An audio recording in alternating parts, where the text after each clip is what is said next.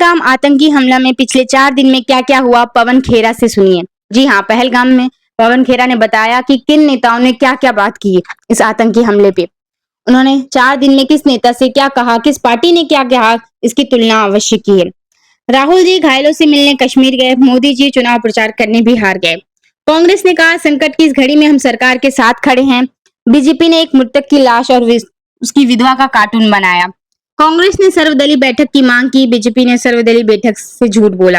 कांग्रेस ने सरकार से पाकिस्तान को दो टूक जवाब देने वाली कहा, बीजेपी ने इस हमले पर देशवासियों के देशभक्ति की कमी जिम्मेदार ठहरा दिया। पाकिस्तान हम इस हमले से यही हासिल करना चाहता था कि कश्मीरियों की रोजी रोटी पर हमला हो, भारत में हिंदू और मुसलमान के बीच विवाद बढ़े। हमले के तुरंत बाद संघ समर्थित संगठनों ने ठीक वही किया जो पाकिस्तान चाहता था। देश भर में कश्मीरी छात्रों को धमकियां दी गई और भारत में मुसलमान के खिलाफ जहर भरा गया। अब आइए पवन खेरा जी ने क्या कहा, उनसे ही सुनिए।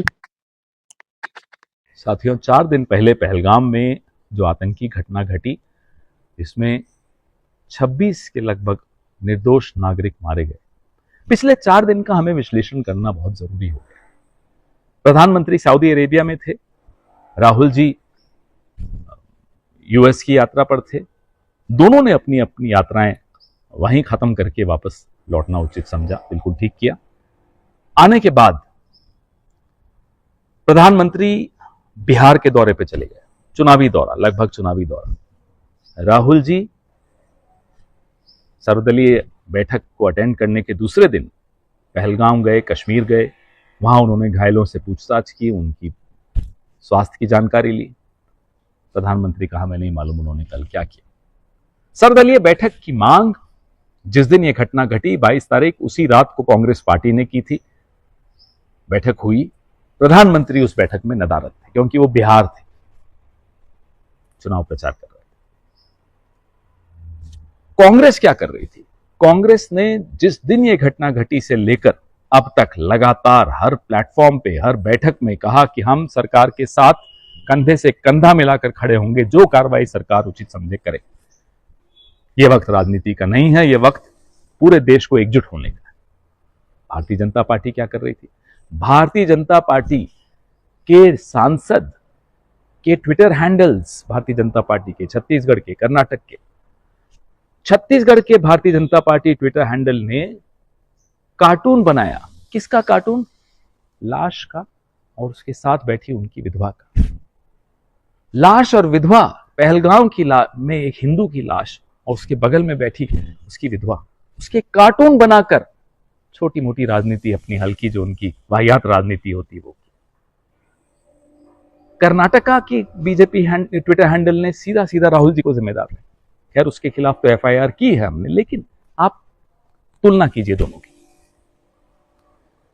किरण रिजिजू ने कहा कि हां चूक हुई, पीयूष गोयल कहते हैं कि नहीं चूक वो कुछ नहीं हुई, देश के 140 करोड़ लोगों में राष्ट्रभक्ति कम है। सीधा सीधा देश को जिम्मेदार ठहराया। पहले भी आतंकी घटनाएं हुई हैं, पहले भी सरकारें थी, कभी किसी ने देशवासियों को जिम्मेदार नहीं ठहराया, कभी किसी ने देशवासियों की राष्ट्रभक्ति पर सवाल नहीं उठाया। लेकिन पीयूष गोयल बड़े मंत्री, सोचिए आप ये लोग क्या कर रहे हैं। पुलवामा हुआ तो प्रधानमंत्री व्यस्त थे, शूटिंग करा रहे थे कॉर्बेट नेशनल पार्क में, कई घंटों तक गायब थे।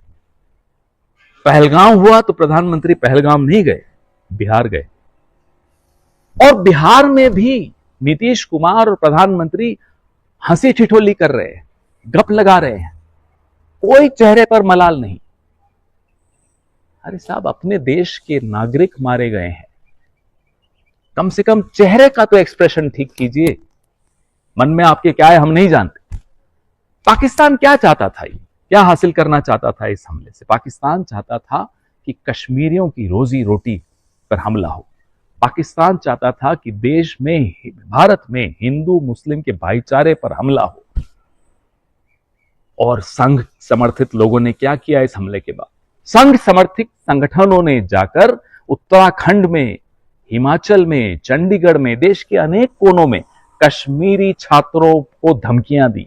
देश में ट्विटर पे, सोशल मीडिया पर, सड़कों पर माहौल बना रहे हैं मुसलमानों के खिलाफ, इस देश के मुसलमानों के खिलाफ। जो पाकिस्तान चाहता है वही संघ करता है। ऐसा क्यों?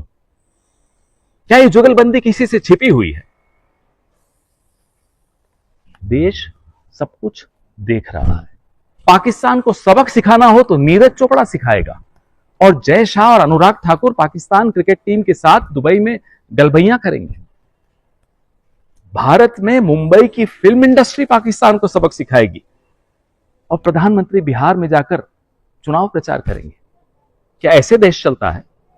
क्या ऐसे देश में शांति और देश में सुरक्षा की भावना लोगों के मन में आएगी? बलि का बकरा बनाना बंद कीजिए। पुलवामा के जवाब नहीं आए, पहलगाम के जवाब नहीं आए, उरी के जवाब नहीं आए, पठानकोट के जवाब नहीं आए, अमरनाथ यात्रा पे जो हमला हुआ उसके जवाब नहीं आए। क्या आपसे सवाल पूछना पाप है, अपराध है? सवालों के जवाब न देना अपराध है, और इसका अपराध इसके अपराधी आप आज से नहीं, पिछले 10-11 साल से आप इसके अपराधी। कम से कम अब जवाब दीजिए। बलि का बकरा किसी को मत बनाइए, न नीरज चोपड़ा को, न फिल्म इंडस्ट्री को, न विपक्ष को, न मीडिया को, न सोशल मीडिया को, न सिविल सोसाइटी को। अब देश आपसे सवाल पूछता है, और झूठ बोला गया, इस झूठ का भी जवाब दीजिए। सर्वदलीय बैठक में सरेआम झूठ बोला गया कि बैसारन, जहां ये घटना घटी, पर्यटक स्थल, ये अचानक आनन फानन में बिना किसी को सूचित किए खोल दिया गया। सरेआम झूठ। और ये झूठ सर्वदलीय बैठक से नहीं बोला गया, ये देश से बोला गया, क्योंकि तमाम दल जो वहां बैठे थे इस देश का प्रतिनिधित्व करते हैं। कोई संसद में झूठ बोले, कोई सर्वदलीय बैठक में झूठ बोले, कभी हुआ नहीं है ऐसा। ये पहली बार हो रहा है। बैसारन में अक्सर जनवरी, फरवरी, मार्च, अप्रैल लोग रील्स डालते हैं, पर्यटक वहां जाते हैं। कोई ऐसा नहीं कि 3 दिन पहले खुला, ये सरेआम झूठ बोला गया। ऐसा कभी हो सकता है कि 3 दिन पहले पता नहीं किसने निर्णय ले लिया कि पर्यटन स्थल खोल दिया जाएगा? भेलपुरी वालों को मालूम है, पानीपुरी वालों को मालूम है, खच्चर वालों को मालूम है, भारत की इंटेलिजेंस एजेंसीज को नहीं मालूम पड़ेगा? क्या यह संभव है? कहां गई यूनिफाइड कमांड? क्यों नहीं वहां एक भी सुरक्षा दल का व्यक्ति मौजूद था?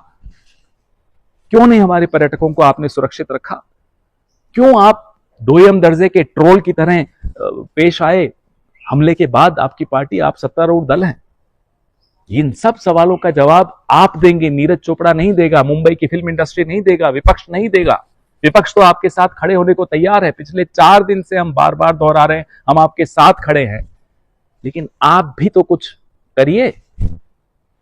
ये ट्रोल बनकर अपने ही देश के मुसलमानों के पीछे पड़ जाने से कुछ नहीं होने वाला, और वो हम करने भी नहीं देंगे। आप